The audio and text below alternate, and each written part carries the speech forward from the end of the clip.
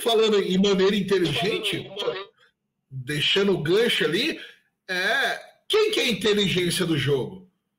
São os coaches, são os treinadores, são os técnicos. O que a gente pode falar da regra para os técnicos? Felipe, Jimmy, que tinha aberto o microfone ali, já passo a palavra para o Jimmy. Quais regras específicas os técnicos podem saber, podem se beneficiar, que nem a gente está falando, quais são regras específicas para os treinadores? Tem alguma regra específica para o treinador? Conta um pouquinho aí para a gente, Felipe. Jimmy em primeiro lugar, depois Felipe.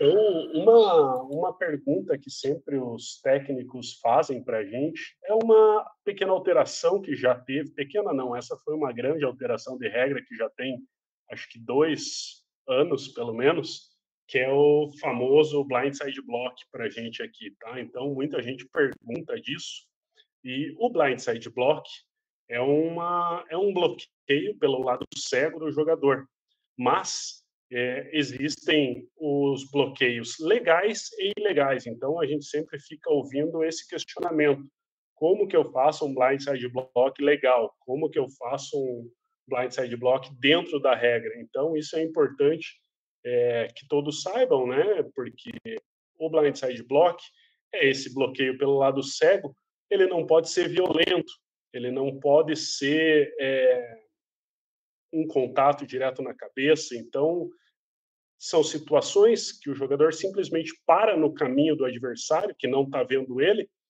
e toma uma trombada. O side block pegou pelo lado cego do jogador, mas não foi violento, sabe? Foi bem funcional. Então, é uma situação legal dentro da regra.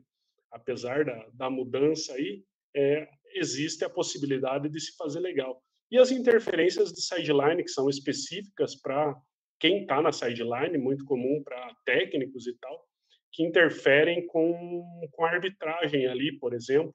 O árbitro está correndo para acompanhar uma jogada e o treinador está no caminho dele. Se houver algum tipo de situação que atrapalhe o desenvolvimento da arbitragem, isso é uma interferência da sideline. Então, técnicos também têm que saber a regra, tanto quanto os jogadores, ou mais até que os jogadores, né? Eu acho que os treinadores eles têm que atuar nessa mesma, né, que a gente comentou como os jogadores, de entender o jogo num nível ainda acima, né? Por exemplo, talvez se eu lembrar de outras situações, eu vou trazendo para ilustrar. O Adam Rodrigues, enquanto coach do Crocodiles, ele identificou que em alguns jogos ele estava tendo problema com as viseiras dos jogadores. Os jogadores alegavam que era transparente, dependendo da arbitragem, alegava que não era, enfim. Então ele determinou que os jogadores, quem fosse usar viseira, perguntasse para o árbitro se era possível ou não usar aquela viseira. E algumas a gente identificou que realmente estava legal, outras que estava legal. Então, é importante você, às vezes, dar um passinho para trás, entender, não querer arrumar um conflito. Cara, põe aí essa viseira mesmo, vamos pro jogo, qualquer coisa a gente tira. Não, usar essa inteligência, porque é importante para você gerar essa boa convivência, gerar essa harmonia no jogo. Ainda mais um coach, né? Ele tem que trabalhar isso no nível de, sei lá, quantos atletas, 50 atletas, né? Então é bem importante ter essa boa gestão.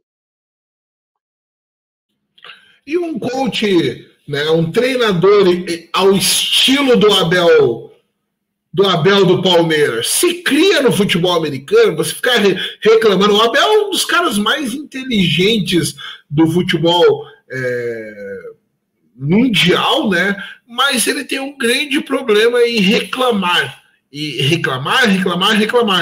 E um coach, um treinador desse, ele sofre sanções no futebol americano, ele pode ser expulso igual no futebol. Como que funciona essa parte?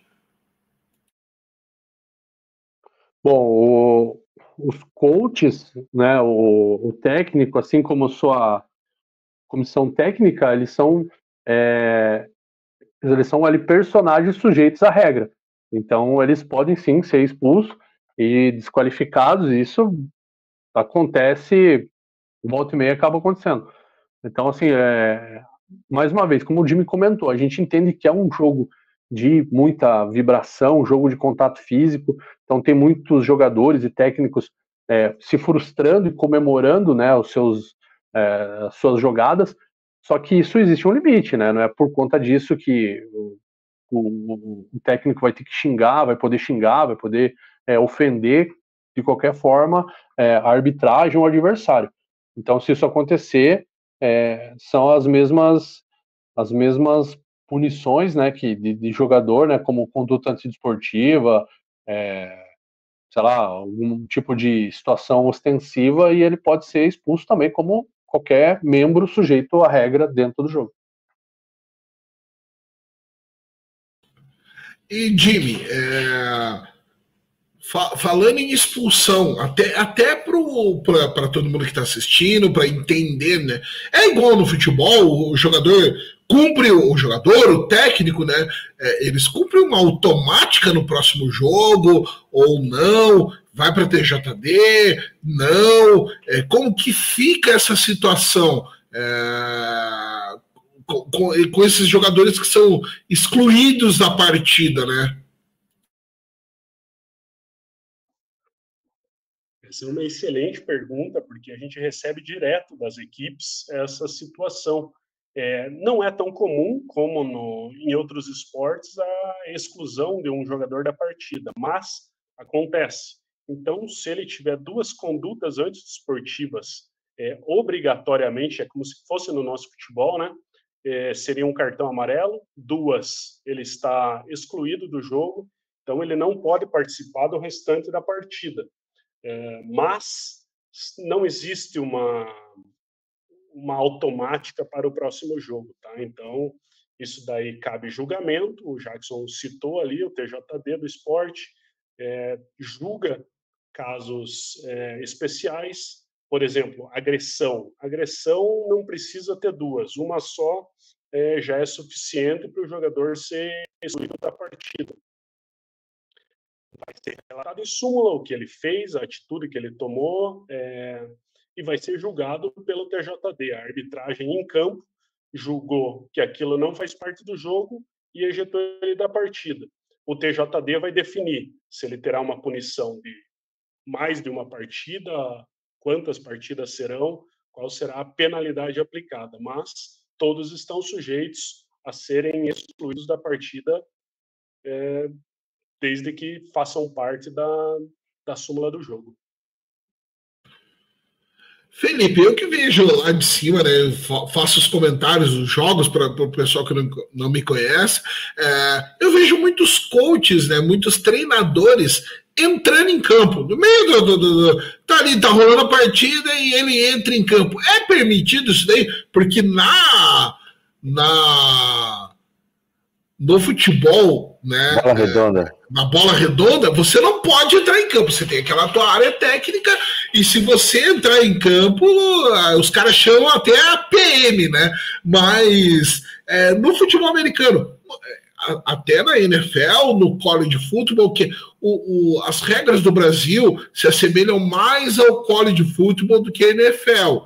Então, o treinador ele pode entrar em campo para dar aquela instrução ali para os atletas, desde que a bola não esteja em andamento, ou mesmo em andamento, ele pode? Mais uma boa pergunta, Valdo.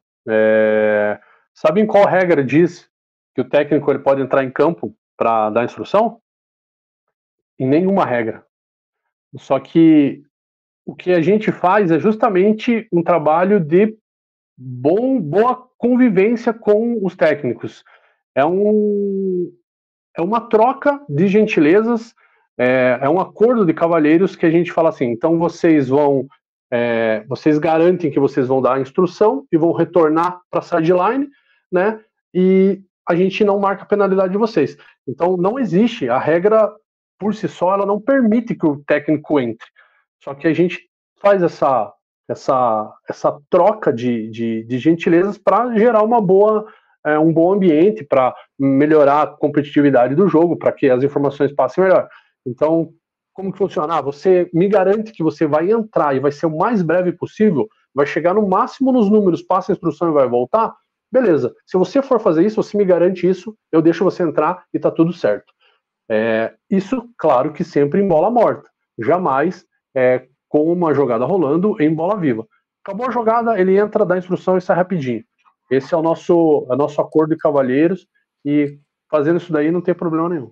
Mas há uma falta? Então, por exemplo, existe uma falta, o técnico saiu da coaching box, é falta. Porque se não há uma falta, que falta você daria se não houvesse esse acordo de cavalheiros e o técnico entrasse até o número? Não, nem tudo, assim, nem tudo a gente marca. Tem muitas situações que a gente vai gerir sem ter que marcar uma penalidade. Em bola morta, cara, a gente faria ali, né? É igual como você pedir, por exemplo, agora teve uma das alterações de regra foi que você não pode mais pedir 2 timeouts seguidos. Se acontecer, o que você faz? Você simplesmente ignora. Então, em bola morta, eu ia pedir para o técnico voltar, né? Por favor, coach, retorne para cá. Agora, em bola viva, dependendo da situação, a gente vai aplicar ela ali em, sei lá, também difícil de entender, a gente entende que ele entrou para comemorar, por exemplo. A gente vai aplicar depois da jogada, né? Então, interpretativo.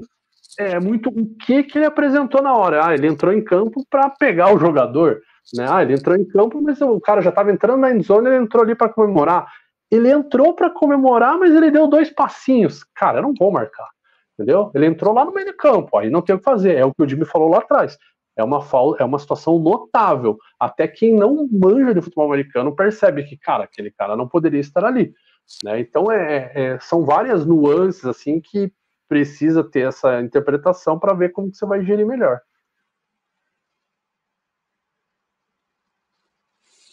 Entendi. E, por exemplo, como eu disse, né? Se o cara é aquele técnico reclamão, aquele que fica no ouvido da arbitragem, tanto o Jimmy quanto o Felipe podem falar, ele é excluído da partida, ele toma uma advertência, o que acontece com esse técnico, que é aquele xaropão, né? É a turma do amendoim, só que, como técnico, o que acontece com esse cara? Cara, assim, tudo vai do nível de reclamação. Tudo vai Então, como que está sendo essa reclamação? Está sendo só aquela reclamação para tentar entrar na mente do árbitro, para desconcentrar o árbitro, para trazer uma vantagem, por mais que não seja legal, mas é só uma reclamação mesmo. Ou ele está começando a ofender, está começando a tentar desmoralizar, usar de outros artifícios. Então vai muito de como que está sendo essa reclamação. Ele está falando de uma forma mais agressiva, está usando um tom muito, muito elevado, está chamando a atenção para si, está gesticulando, está entrando em campo, sabe? Então, mas, cara, isso é uma coisa que a gente realmente não permite, não admite, né? Esses excessos, de forma geral, a gente não deixa muito. Já aconteceram, agora que, né, um exemplo que me veio à cabeça, acho que foi até um torneio sub-20, alguns anos atrás, enfim, no Crook Stage, inclusive, a gente acabou desqualificando um coach nos lances iniciais do primeiro quarto. Então, o cara se exaltou, acabou xingando, enfim, ali não é o espírito do jogo, né? Então, esse tipo de excesso a gente não admite, não. Jimmy, algum coach, algum técnico, por não saber a regra, já partiu para cima de vocês, de você, do Felipe, ou de qualquer outro árbitro, por desinteligência, aquela cãibra mental, que o técnico fica bem louco como diria nós aqui no Paraná, bem louco, fica bem louco, e o cara perde a razão.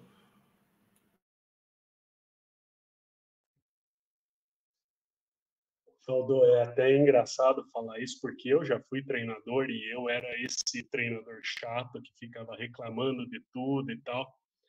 Nunca fui o técnico mais legal com a arbitragem, não.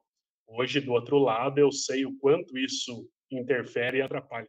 Mas, felizmente, especialmente aqui no Paraná, né, as equipes são bem educadas, a gente tem muito pouco problema com indisciplina de técnicos ou mesmo de jogadores, né, com relação a isso. Mas no passado, sim, já tivemos história de te pegam lá fora, sei onde você mora, então são situações que fogem o âmbito do jogo ali, sabe? Então, tivemos sim esse tipo de situação, nunca precisamos chegar a vias de fato ou qualquer coisa do tipo, sempre o bom senso prevaleceu, e esse é o importante do nosso esporte, apesar de ser, né, um pouco violento, o bom senso sempre prevalece e a gente tem o respeito como o mais importante nessas interações aí, especialmente técnicos e arbitragem. E o desafio, pessoal? Precisa da federação? A PAFAM pensa em alguma coisa? Ou só precisa de câmeras e imagens e drones e recursos tecnológicos? Vocês pensam em, de repente, desenvolver junto aí com a federação um pensamento? Há uma vontade disso? Vocês conversam?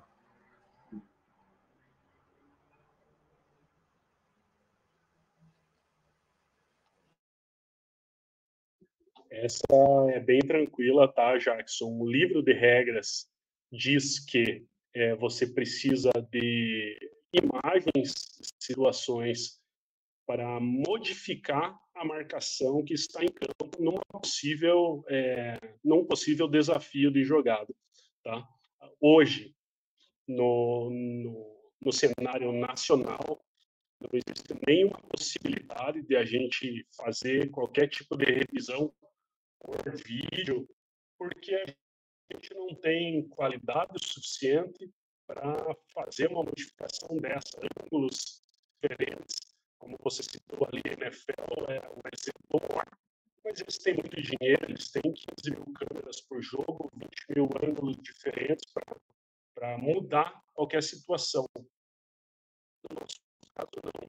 Então, fica bem complicado a gente querer dar uma abertura dessa sem ter a estrutura necessária para que isso aconteça. Então, a curto prazo, isso não vai existir no futebol americano nacional. Existe algum requisito na regra que precisa X câmeras ou é uma interpretação subjetiva aí que digamos que seria da diretoria aí da arbitragem?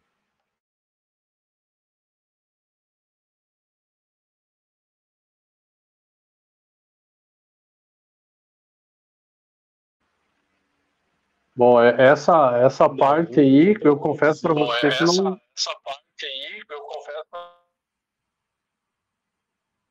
É que não especifica, né? A questão é que você tem que dar, por exemplo, você tem que espelhar o campo com situações iguais, dar direito igual para todos os jogos. Então, assim, até eu acho que o ano passado teve uma conversa em um dos estudos nacionais que, se eu não me engano, foi feito um levantamento para um jogo, era coisa de mais de 140 mil reais em câmeras. Então, para você garantir assim, possibilidades iguais de revisão. É porque, assim, se você vai dar a opção de revisão, pense que você vai ter que ter uma câmera na end zone, aqui e aqui. Mas você também tem que garantir essa sideline. Mas você também tem que garantir essa sideline e aquele fundo de campo, e aquele alto, e o alto do outro lado, e a diagonal. Então, hoje eu entendo, nós, a arbitragem nacional, entendemos como impraticável. Talvez, assim, não é para nossa geração isso, né? Entendi. Eu acho que a gente pode pensar outras coisas, mas câmera, revisão, acho que não. Eu perguntei porque, assim, nesses nossos vídeos de arbitragem, eu recebo alguns de técnicos, né, que é o nosso assunto aqui. Olha como tá claro, não sei o quê, não sei o quê. E daí, além dessa pergunta, tenho certeza que vocês fazem os estudos e tal. Alguma vez vocês olharam assim, acho que com certeza, né? Reolharam nesse estudo foi uma interferência, foi um holding. Tenho certeza que sim. E aí volta a pergunta inicial. Será que numa coisa mais grotesca, mais básica, não ajudaria, de repente, 3 câmeras, uma de cada lado, a principal e uma de cada lado, para algum lance que seja possível? Foi possível? Revisa. Não foi possível? Mantenha a marcação de campo. Mas você acha que valeria a pena para a gente, sei lá, você ter que garantir, sei lá, meia dúzia de câmeras em todos os jogos, porque você, por regra, você tem que garantir direitos iguais para todos os jogos. Então, você tem ali meia dúzia de câmeras, o que elevaria o custo, enfim, para de repente a gente elucidar se foi uma interferência de passe ou não, se foi... Entendo o teu ponto, mas penso nos meus jogos, né? Nos meus mantos. São os bons, Sim, mas que eu acho assim, ó, não, é legal, esse é um debate, talvez entra para um outro lado, mas é interessante, porque assim, o quanto isso realmente vale a pena. Outra alteração de regra, abrindo um parênteses, Mercy Rule, houve uma alteração da Mercy Rule para essa temporada, inclusive foi uma sugestão que foi feita da arbitragem brasileira, de que nos últimos tantos anos, 900 jogos que entraram em Mercy Rule, nenhum voltou da Mercy Rule. E aí a gente fala, né, fecha aspas, a gente poderia falar isso também, um monte de coisa. Aí, será que valeria a pena a gente investir em X câmeras por jogo, por todos os jogos para campeonato, para elucidar uma interferência a cada 2 jogos, um touchdown a cada 10 jogos, que hoje não tem marcação do tipo assim, cara, foi touchdown e a gente errou. Existem erros, fato, mas marcações mais pontuais, mais contundentes, que justifiquem a câmera, sabe? Eu entendo o teu ponto, eu acho que é interessante o debate, mas hoje, no nosso nível, eu não vejo muita necessidade.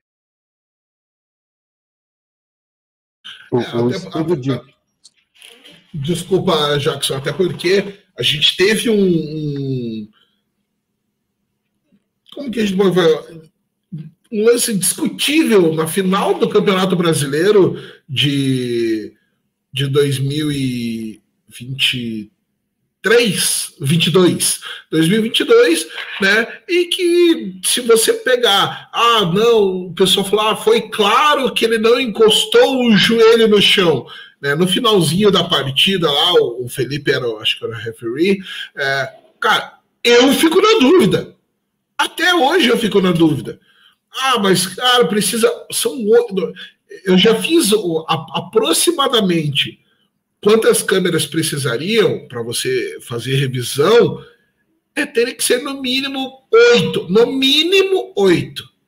Entende? Nas duas sidelines, na sideline do lado direito, do lado esquerdo, no meio de campo, né? Tipo, entre o meio de campo e uma end zone, mais 2, entre a outra, mais 2, mais as 2 atrás. Então, eu acho que para o Brasil, que assim, a NFL é uma liga privada onde gera muito dinheiro, tem muitos patrocinadores, muitos investidores, muita gente que hoje em dia, até o momento, o futebol americano nacional é amador. Né? Tipo, existem muitas coisas profissionais, né, como transmissão, a transmissão melhorou muito ao longo dos anos em todos os estados, mas ainda tem muito estado no Brasil, o Paraná é sempre pioneiro, volto a falar, mas tem muitos estados do país que os caras não têm um vídeo decente, não tem uma cabine de imprensa decente. Como que você não consegue filmar nem o básico do jogo, como que você vai filmar com mais câmeras? E isso geralmente é um custo, seja um custo para a federação, para a confederação ou para os times. Eu acho muito elevado, e eu concordo nesse ponto com o Jimmy e com o Felipe. É um pouco longe da nossa realidade. Mas, porém, contudo, todavia, tem patrocinadores, Copel Energia e Luz, o Pro Esporte, que podem facilitar a vida, né, de todos nós. Mas é muito complicado, né? É um assunto um pouco mais delicado, Jackson, Jimmy e Felipe. Essa é a minha visão, né? Eu não sou o 100% certo, mas eu creio que é mais ou menos esse caminho que vai o futebol americano nacional no momento, né? Principalmente o paranaense, que é o maior de todos, né? E tanto que esse é um assunto que para a arbitragem, como eu digo, é tranquilo porque uma página na regra que a gente pula. Replay, pula. Né? Tanto que teve uma alteração de regra falando de replay também. Vamos falar da alteração tal, replay, pula. Entendeu? A gente nem se dá o trabalho dela. Jackson, desculpa, eu te cortei aí. O que você ia falar para a gente complementar o seu pensamento, ou já esqueceu? Já esqueci. Perdão, Jackson. Desanimou o cara. O cara ia meter 28 câmeras no jogo, mas não vai mais também. 30 Spider-Cam. Falando em câmera e tal, por que não pode o famoso drone? Por que não pode, né? Muitas pessoas vêm e me perguntam, por que não pode o drone na hora do jogo?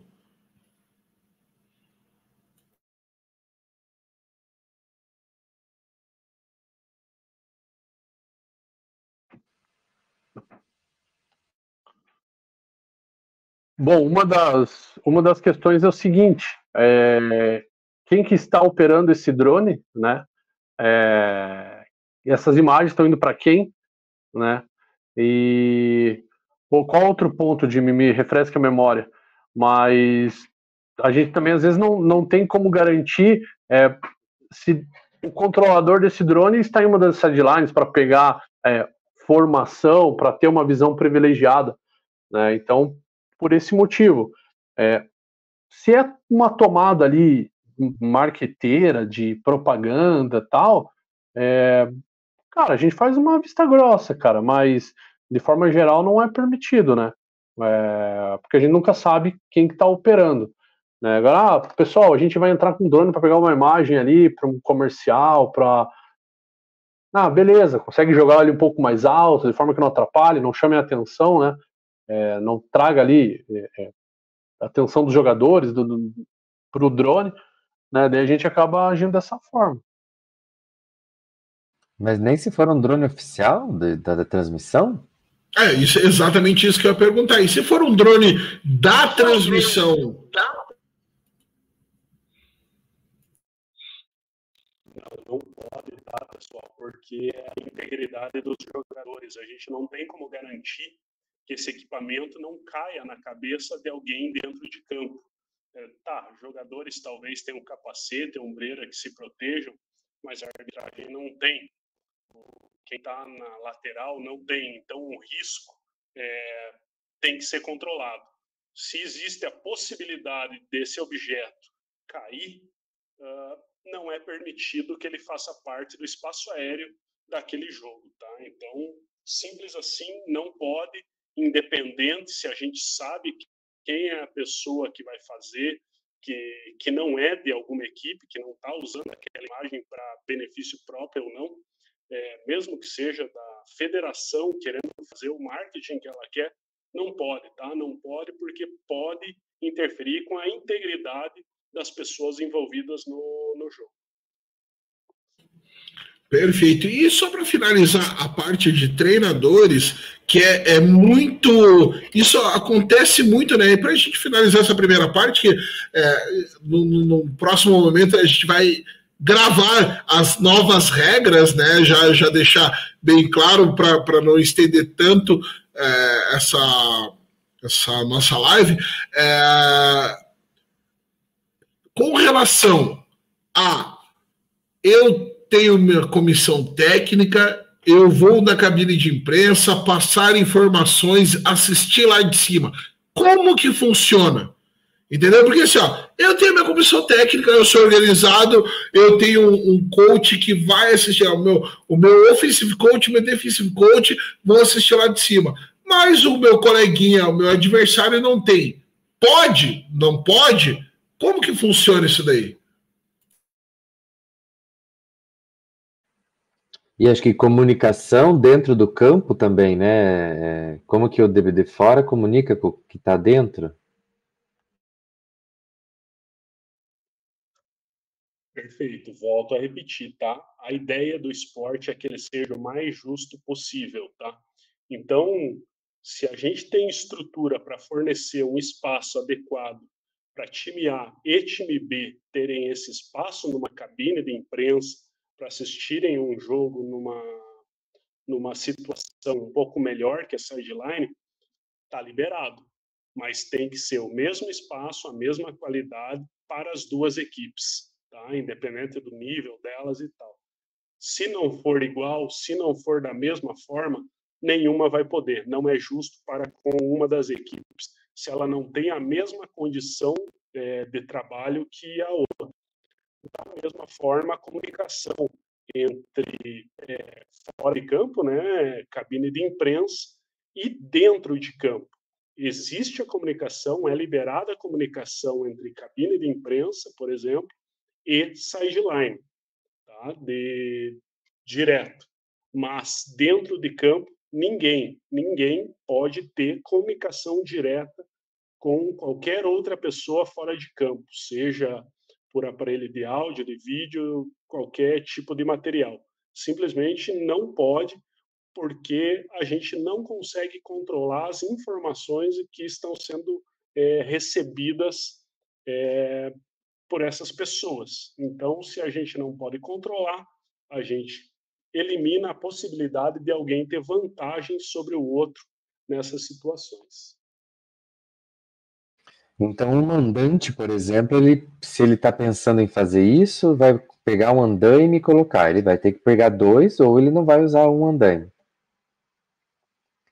E eu vi ali vocês, daí uma pergunta, curiosidade, né? Tem muitos coaches que passam sinais, né, para os jogadores, jogada e tal, tal, tal. Vocês entendem que ele não está querendo tirar uma vantagem, que se não permite comunicação, sempre há comunicação de sinais, né?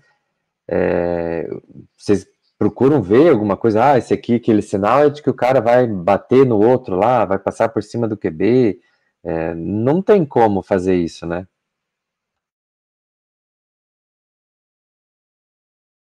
Nunca pensei dessa forma. Que tal sinal era para. Nunca imaginei dessa forma. Eu confesso também que eu não reparo muito nisso, né? Eu tento só me assim apegar mais a situações de campo. Uma terceira longa que sugere um passe, uma formação ali desbalanceada, 2, 3 receivers de um lado. Agora, não necessariamente que a placa azul subiu, tem que ver tal coisa. Eu não me apego muito a isso, não. E nunca imaginei algo desse sentido, tipo um comando para matar. Search and destroy. Eu acho que a maioria das vezes, até por bom senso, um coach não vai fazer isso daí, né? Se o cara fizer isso daí, ele tem que ser preso. Mas brincadeiras à parte, eu acho que a comunicação vai ter, óbvio que vai ter comunicação, porque você precisa passar a jogada, né? O problema na verdade, a comunicação eletrônica, né? Que não pode. Até vi uma vez o Felipe tirar um atleta de campo porque ele estava usando o comunicador no capacete, que não pode, né, pelas nossas regras, não pode, a não ser que sejam os dois, né, que tem o comunicador. Se eu não me engano, né? Vocês estão aí para me corrigir, mas assim, eu já vi ser retirado de campo, da falta, perde timeout. Como que funciona isso daí, pessoal?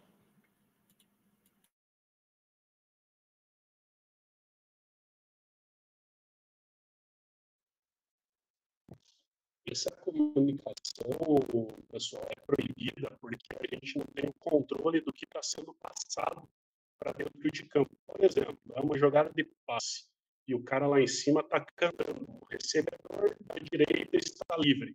Tá? Então, a defesa não tem essa possibilidade de se comunicar também, por isso que é proibido qualquer tipo de comunicação, para que não crie uma vantagem muito grande sobre o outro. Se a gente não pode controlar o momento e que essa informação chega, a gente elimina a possibilidade dessa comunicação. Cito o exemplo, vou dar uma de Jackson aqui e citar o exemplo da NFL. Eles têm o controle. No momento que a bola vai sair, a comunicação é cortada.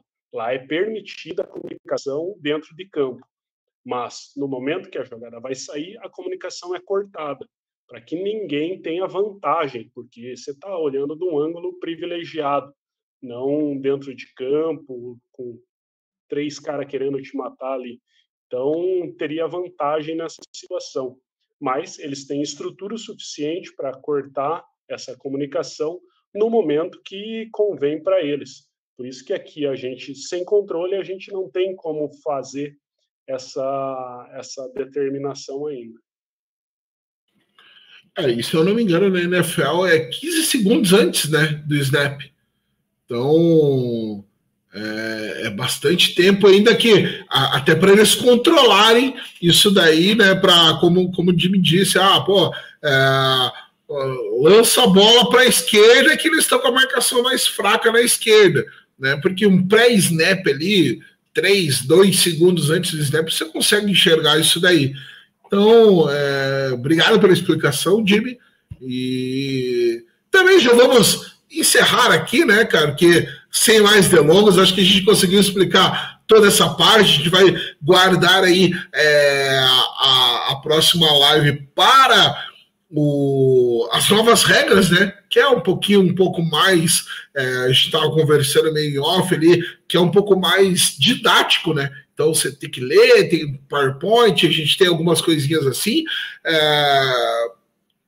Quero agradecer primeiramente o Jackson, presidente da federação, que se dispôs a estar aqui, o Jimmy, que é o diretor de arbitragem, e o Felipe, que é um dos grandes nomes aí em jogos apitados, né? Mais de 1 milhão de jogos, né, Felipe? Já está chegando a quase 2 milhões de jogos apitados. Agradecer também, principalmente, o ProEsport, ao governo do estado do Paraná, a Copel Pura Energia, que fizeram propiciaram essa live de explicação, né, para vocês que estão em casa, estão acompanhando, vocês que são iniciantes, treinadores, jogadores, né, essa live é uma ação da federação com o intuito de democratizar o esporte, né, e o acesso ao futebol americano. Então, facilitando para que todos aprendam um pouco mais do futebol americano, que estejam inteirados dentro do futebol americano. E falando que ela só é possível por causa do torneio sub-20 que nós tivemos, né? Então a gente sentou, viu que havia essa necessidade, e todo esse projeto do sub-20 que foi aprovado pelo ProEsport, fornecido pela Secretaria de Estado, do Estado e do Esporte do Paraná, e que, né, como eu disse, tem a empresa incentivadora, a Copel Pura Energia, que foi a grande idealizadora do projeto. Jackson, Jimmy, nessa ordem, Jackson, Jimmy, Felipe, considerações finais e o que a gente pode levar para o legado desse ano aí, cara? Eu, né, tenho só a agradecer mesmo, assim, acho que a gente atingiu o objetivo, que era falar um pouco de futebol americano, seja para os iniciantes, seja para o nosso público já cativo, né, tem que agradecer a lei de incentivo ao esporte e a Copel, que foi a grande, né, patrocinadora dessa lei, né, e que incentiva não só o nosso esporte, mas vários esportes. É uma iniciativa muito muito boa, né? Você tira um pouco da da verba exclusivamente no nosso país, né, do futebol, e dar uma democratizada. Então, é muito interessante a gente falar um pouquinho, tentar falar uma linguagem mais acessível, para que a gente traga mais e democratize bastante o nosso esporte, e traga mais gente para o futebol americano. Agradeço ao Felipe, a disponibilidade do Jimmy, do Valdô aí, de nos ajudar sempre, e vocês nos iluminarem aí com o conhecimento que vocês têm da regra. Muito obrigado. Boa noite a todos, e foi um prazer. Jimmy, sua potente voz aí para nós. Primeiro, agradecer o espaço aqui, Valdô, e deixar em aberto também, como a gente citou aí, jogadores, técnicos, fãs do esporte, interessados em fazer parte, entrem em contato com a federação ou com a arbitragem, tá? A PAFAN, no caso, para tirar dúvidas, a gente está sempre aberto a esse tipo de situação, sempre querendo que o esporte cresça, e é uma das maneiras divulgar mais as regras, tá? Então é importante isso. Fica aí o convite para que todos estejam no próximo fim de semana aí acompanhando a estreia do Campeonato Paranaense, e obrigado pelo espaço. Felipe, para fechar com chave de ouro? Bom, agradeço também a oportunidade, mais uma vez, de poder conversar e falar um pouco sobre, né, falar de futebol americano nos diferentes níveis, né, um bate-papo descontraído, assim, é bacana a gente trocar uma ideia. Também estendo aí o convite, né, mais uma vez reitero que a PAFAN está à disposição aí da nossa comunidade. Esse é o nosso papel, a gente está se estruturando cada vez mais. Já estamos chegando com quase 40 árbitros no nosso quadro, né? Esse ano entrou bastante árbitro, inclusive os árbitros de Santa Catarina estão associados conosco, então vão nos ajudar no Paranaense, no segundo semestre. Já tivemos a integração de todo o pessoal, foi bem bacana, e é isso, cara, a gente está trabalhando para poder melhorar a cada ano, né? Melhorar a qualidade conforme, né? Junto com o Campeonato Paranaense, junto com a federação. E é isso. Precisando, estamos às ordens, e, né, quem puder, vá assistir no campo, vá acompanhar as equipes, vá ao campo, vá ao estádio, curtir em loco, que é sempre mais divertido.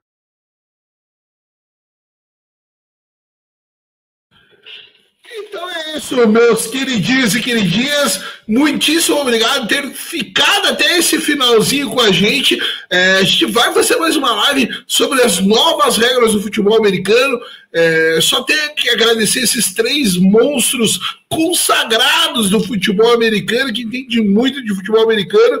E ficamos para uma próxima. Muitíssimo obrigado mais uma vez, e até mais. Um abraço.